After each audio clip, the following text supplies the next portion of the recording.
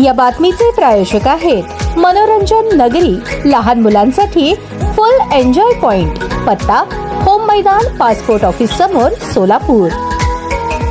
श्री श्री श्री 1008 जगद्गुरु ज्ञानसिंह सनाधीश्वर डॉक्टर मल्लिकार्जुन विश्वराध्य शिवाचार्य महास्वामीजी काशीपीठ यांचे चौथे श्रावण मास तपोनुष्ठान सांगता समारंभ कार्यक्रम व श्री पंचमुखी परमेश्वर व श्री वीर तपस्वीजींच्या मूर्तींचा राजोपचार पूजा विधी कार्यक्रम श्री वीर तपस्वी पंचमुखी परमेश्वर मंदिर, चन्नवीर नगर, MIDC, अक्कलकोट रोड, सोलापूर येथे आयोजित केला होता। या कार्यक्रमास माजी केंद्रीय गृहमंत्री सुशीलकुमार शिंदे उपस्थित राहून पूजा आणि आरती करून दिव्य दर्शन आणि आशीर्वाद घेतला। यावेळी काँग्रेसचे शहराध्यक्ष चेतन नरोटे, अक्कलकोट तालुका काँग्रेसचे अध्यक्ष मल्लिकार्जुन पाटील, माजी सभापती भीमाशंकर जमादार, दत्ता अण्णा सुरवसे, अरुण जाधव, शिवानंद पाटील, तिरुपती परकीपंडला, राजकुमार गंगदे, आकाश अंबलगी, माजी जिल्हा परिषद सदस्य संजय गायकवाड, निशांत कवडे, गणेश वड्डेपल्ली, साई शिंदे आदी उपस्थित होते। सुशीलकुमार शिंदे साहेब आलेले आहेत। खास करून श्रावण समाप्ती आहे आणि आपलं सोलापूर म्हटलं तर श्रावण म्हणजे हा पवित्र महिना।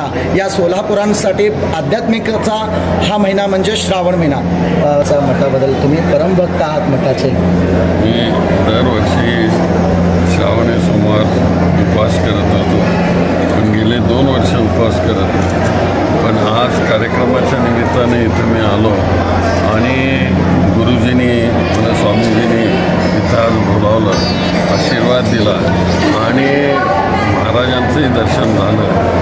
याबद्दल मी मनापासून त्यांना धन्यवाद देतो की असं क्वचित प्रसंग असतो की मनातून आपण चिंतत नाही, पण कोणीतरी परमेश्वराच्या रूपेने आपल्याला बोलावतो आणि दर्शन होतं।